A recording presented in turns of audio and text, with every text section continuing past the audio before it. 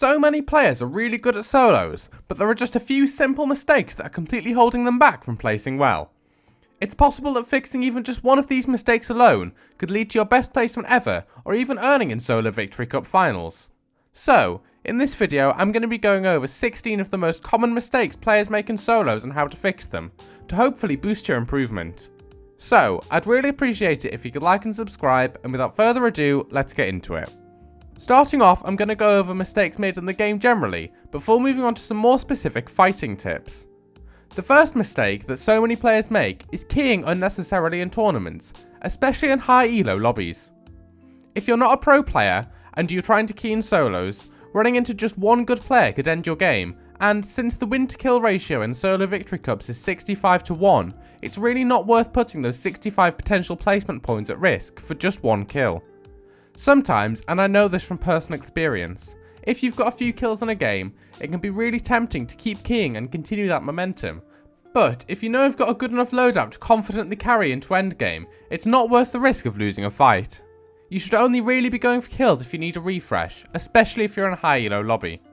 The second mistake that is so simple to fix yet so common is not having a set drop spot.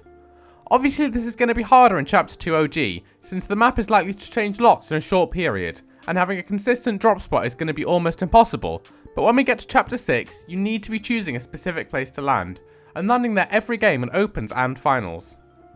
I'd suggest not choosing a massive POI, but also not landing on complete sticks and stones. Look for somewhere with around 6 chests and plan out a rotation path. Not landing at the same place every game brings a whole host of problems, which you really don't want to be dealing with. Firstly, if you don't know the spot well, it's going to take longer to loot, which means you have less time to farm and you'll have to rotate later, which is going to make it harder for you to get to dead side and drastically reduce your chance of success in the game. You'll also be less used to fighting at an unknown drop, which is a massive disadvantage if you get conned, because you're unlikely to win against someone who knows the drop well. And now, probably the most obvious disadvantage of dropping somewhere you don't know, and that's the actual dropping part. If you drop in the same place consistently, you get used to how to get the best drop, and could even extend to making or buying a drop map for that spot. But if you land somewhere you don't know, you're much more likely to get outdropped and lose the spawn fight. So, mistake 3, and this is possibly one of the easiest mistakes to fix, and that's just boxing too early. Often, if you've got nothing to do in a tournament game, you'll just box up. Now, this is most likely the right play to make, as long as it's late enough in the game. If you box up too early, you run the risk of being keyed by a good player, because they take boxing up early as a sign of not being very good at fighting, and therefore will see you as an easy kill. If you're in a low elo lobby, so if it's first game or if you don't have many points, try not to box up until 5th or 6th zone, or basically just when everyone else around you is boxed up. And if it's a high elo lobby, you can box in 3rd or 4th zone, because players are much less likely to try to fight you in this lobby. So, to avoid having to box up early, just keep rotating around to dead side. Get as far as you can before being forced to box up, because this makes it much easier to rotate later zones and less likely to run into other players. You can also use the time you're not boxed up to make sure you're capped mats, because going into endgame with uncapped mats is going to make it much harder to win that game.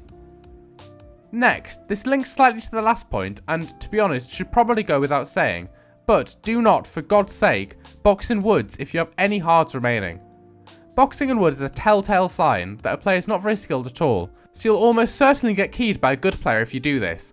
And wood walls are also so much easier to spray, so especially if it's later in the game, you're much more likely to get lobbied if you've boxed in wood compared to brick or metal. Now, mistake 5. This may sound like it contradicts mistake number 1, but it's not going for refreshes at all. If you don't have enough mats going into endgame, so if you have less than 5-4-3, or if you don't have at least 2 slots of meds, one of which being shield, you're going to have to go for a refresh before you reach endgame. The best place to do this is on dead side, to reduce your chance of being third partied. This mistake is also made in endgame. When you reach about 30 builds, you need to be going for a refresh. When going for a refresh in endgame, make sure you're covering all your angles to reduce the chance of somebody else trying to join the fight, and you need to be going for these refreshes at 30 builds so that you have some match to actually fight the player rather than just having to jump in. Mistake 6 is made by most players who aren't pros, and that's overcommitting to fights. If it's not absolutely necessary to get a kill, so if you're not 0 builds with no meds, you can always disengage from a fight. This is one of the main things that separates the average player from the top level player, because often people seem to forget that you can pretty easily just decide to stop fighting someone if it's not worth it for their game. If the fight is dragging on for a long time, or you know you're not likely to win it without griefing your whole game, just go and fight someone else instead. This links back to the first mistake, and the fact it's really not worth throwing a whole game for 1 point. Now, moving on to mistakes made in fighting more specifically. The first one of these is not healing in fights. If you get hit hard, so down to less than 100 HP, you should always box and heal, even if you traded. Often if you traded and you try to keep aggressing the other player, they'll box and heal, meaning they'll have more health than you and can easily win the fight. For this reason, it's much better to bring the fight back to a level playing ground with similar health. Also, if you box and heal and the other player keeps aggressing on your wall, you can use the fact they haven't healed and the fact they'll probably overextend and try to jump in to predict where they'll be and easily clean up that kill. Mistake 8 links to the last point I made, and it's to not be too overconfident in fights or overextend. If you get the other player low, it can be tempting to just spray and jump in, but as I explained before, this is very easy to take advantage of if the opponent is a good player, so this should be avoided at all costs. Even if the other player is low, it's still best to continue to play behind peaks and apply pressure to stop them from healing. Mistake 9 is something that can actually be quite difficult to fix, but it's integral that you do, and that's opening peaks while you're standing in front of them. This is particularly easy to do if you're using edit on release, as many players do, so it's a habit you have to really consciously try to stop. If you're going to make an edit, make sure your entire character is behind the wall before editing, so you can step into a right hand peak to hit the shot then reset, otherwise the other player can pretty easily pre-fire you. Next, mistake 10, and that's trying to be flashy in fights. Even though this might work in creative and look impressive, and sometimes be useful, 99% of the time, simple mechs are the way to go. Trying to be too fast often leads to choked edits, especially since FPS and ping are going to be higher in game than in creative, and the opponent can easily take advantage of this, and it's easy to get carried away if you're playing too quickly, which can lead you to basically just edit coursing into the opponent's one pump. Mistake 11 is something that many players actually avoid now, since it's one of the main things you're told not to do while fighting, and that's double swinging on a wall. Most players will expect you to double swing, so it's easy for them to edit while you're on the second swing and shotgun you, or to pre-fire you when the wall breaks. This means it's much better to swing once then wait, because the other player might edit thinking you'll swing again, and then you can get a shot off on them, or to swing once, build a wall and then swing again. Even better, you could spray the wall with a gun from a distance, because this means you can do it from behind a much better peak than if you were going to approach the wall with your pickaxe. Moving on to mistake 12, which is approaching the box from the bottom. This is the absolute worst angle you can take a box from, because the other player has a perfect shot on your head pretty much guaranteed, and it's incredibly difficult for you to hit their head from underneath them, so it's just immediately setting you up to lose that fight. If you absolutely have to take a box from the bottom, ensure you're fully behind a peak when you do it, otherwise you'll just get one pumped. If possible, if you're about to go for a box from underneath, elevate a layer and take from the side, or elevate 2 layers and go from the top. Mistake 13 is leaving your sides open when fighting.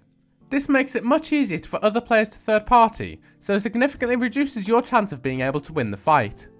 This becomes even more important as the game goes on, because all the players are concentrated in one area, increasing the chance of one or more of them trying to shoot you. Plus, as it gets later in the game, you're more likely to get lobbied, so covering all angles is really important. It's really not that difficult to just build a few walls around you when you're going for a box. Next, another mistake made specifically when approaching a box, and that's approaching a wall on a flat. This means you're completely uncovered, so it's really easy for the opponent to just edit on you and shoot. Something else the player could do if you're just on a floor on their wall is place a cone or a ramp and trap you in their piece, giving them a really good peek and making it basically impossible for you to fight back at all. To avoid this, always have a cone or ramp underneath you when going for a wall, even if you're approaching on a diagonal, which to be honest you always should be, because it's still possible for you to get full peace in this position. Mistake 15 is obsessing over knocking someone out.